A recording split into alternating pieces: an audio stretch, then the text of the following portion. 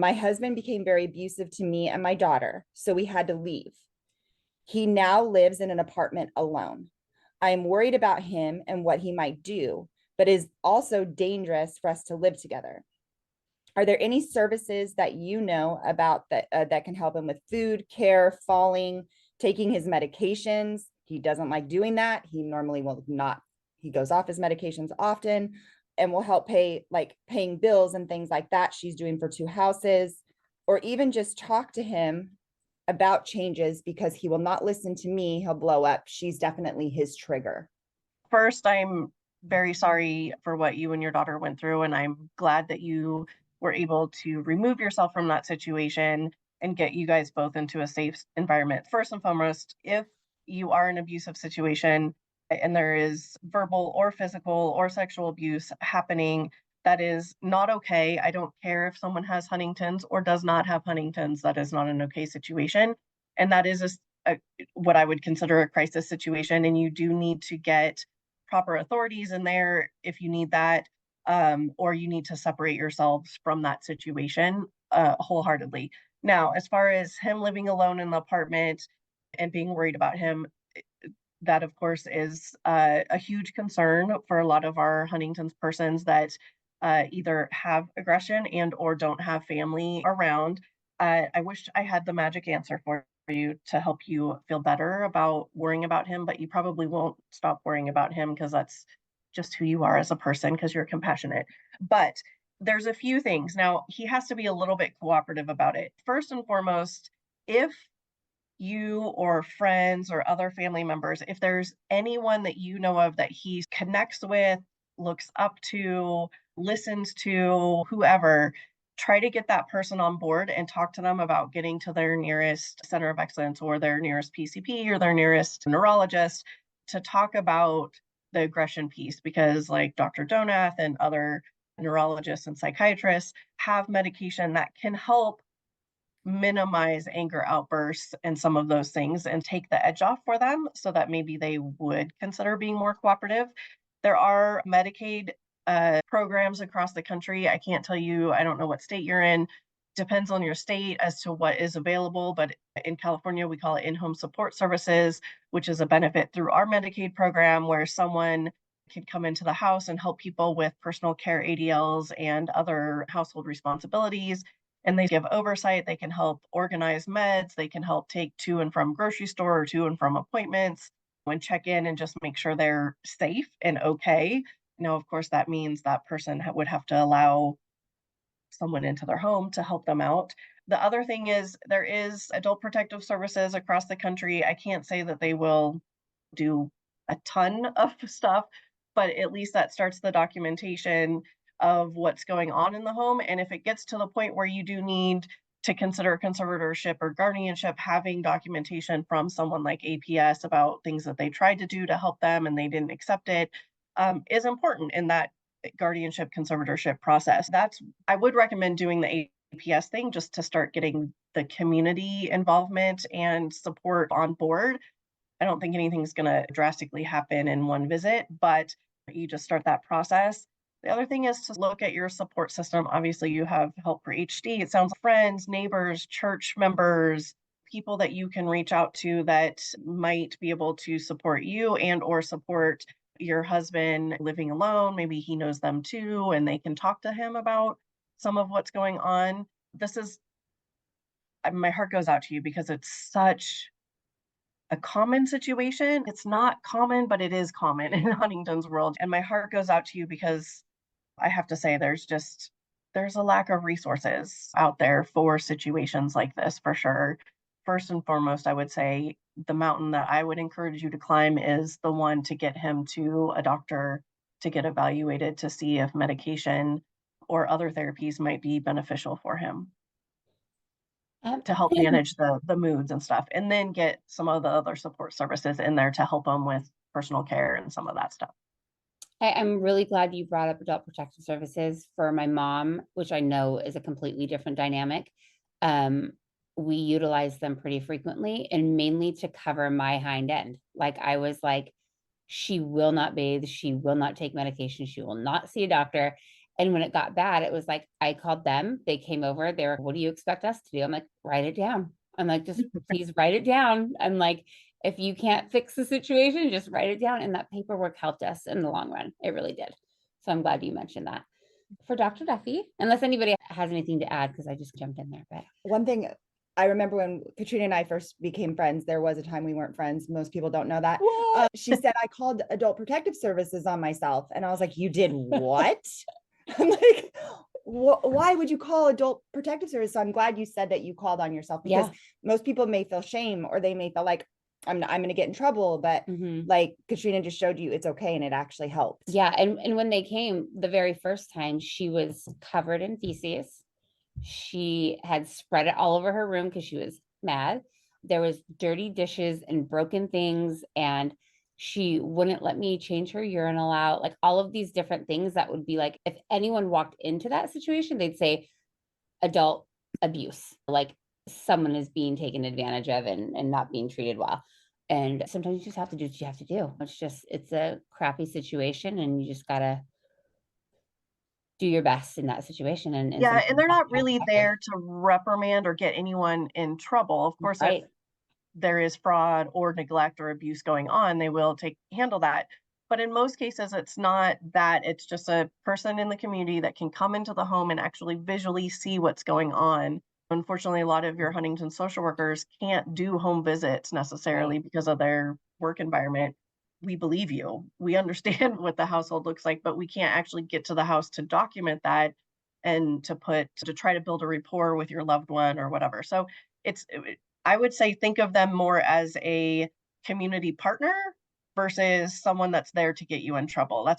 They're really not there to get you in trouble. Especially when you're calling, when you're the one reaching out and saying, absolutely. Thank you guys. Next question, Dr. Duffy. How common is heart problems in patients living with HD? Heart problems are not inherent or not part of Huntington's disease itself. So we know that there's lots of things that we can blame on Huntington's disease, right? And when Huntington's disease enters our life, we tend to blame everything on HD because for the most part we can, right? But heart disease is separate from Huntington's disease. We know that Huntington's disease affects our ability to store nutrition, and we burn a lot of calories. We have gut motility issues. We have bowel and bladder stuff. So it does affect other parts of our body and other body parts, but it doesn't affect our heart. So heart issues should be addressed separately. And what I like to remind people is we have aging bodies.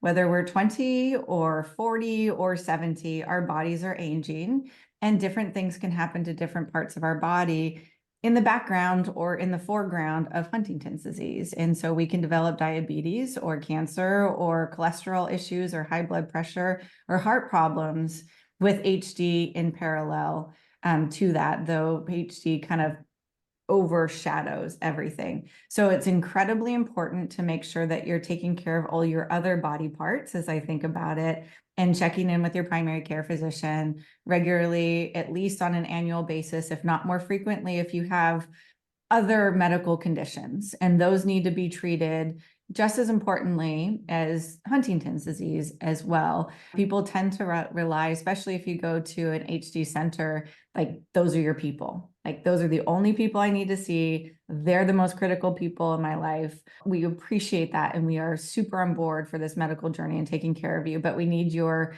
goalkeeper or your primary care physician to make sure that everything else is working out well too. So if there is concern about anything regarding the heart or any other body part, and make sure you're checking with your primary care physician and getting a thorough evaluation of that and the appropriate care for that body part.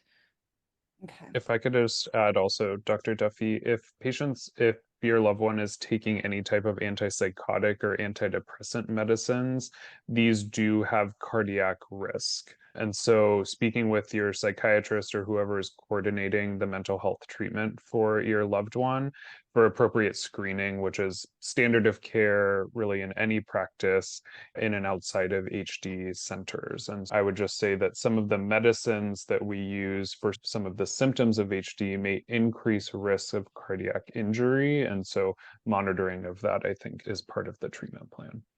That's a great point. We will often get what's called EKGs, where you put the little leads on the chest and look at the cardiac rhythms and make sure that all of that looks okay if we're looking at adding, adjusting, or increasing any medications to make sure that we are not causing harm, right, by the medications that we're giving.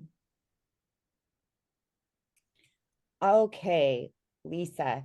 So this is another dear friend of mine, and I am asking this question on her behalf. So this is actually because I talk about this with her all the time, and I want your guys' opinion on how this should be addressed. My spouse passed away from HD, and I have kids at risk. I don't want to get into another relationship because I don't want to have to explain HD.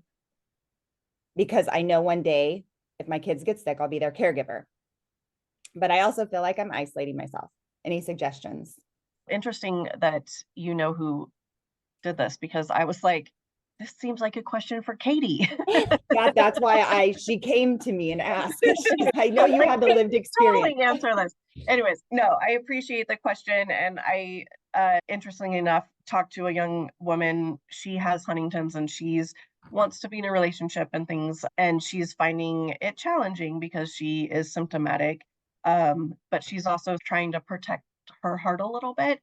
What I tell people is don't make decisions for someone else. If you don't want to get into a relationship because you don't want to get into a relationship, that's fine. But don't put up barriers for love for yourself, because you might be surprised that there's someone that will love you and love your kiddos and will be like, I'm in this with you and I'm going to help you take care of them. And yes, explaining HD is hard, but the person that loves you won't necessarily need you to explain it, because they will do their own research and then they'll just ask you how you feel about those things. So I think don't make decisions for other people is what I like to say. Don't push people away because you don't think that you deserve love, or that you think that they won't be supportive of taking care of your kids and things of that nature, because there are a-holes out there that will not, but there is really kind, wonderful people. Dr. Duffy and I, Dr. Donath, we know several people in our clinic that have found love after HD, and they have beautiful relationships, and their spouse that they met after HD, whether it's a spouse dying or they themselves have HD, it's just a beautiful relationship that they've had and they've created, and they take care of each other, and the spouse is on board and comes to clinics and they're just like, what can I do? How can I support him or her when they want to do it? So there are people, you are worthy of love, period. Regardless of whether you have this in your disease in your family or that disease in your family, it doesn't matter. You're worthy of love. Don't make decisions for other people. If you need and or want love in your life and an intimate relationship with another person, you should think about that. And if someone comes into your life and they're a good fit for you, it's going to just naturally happen and work out.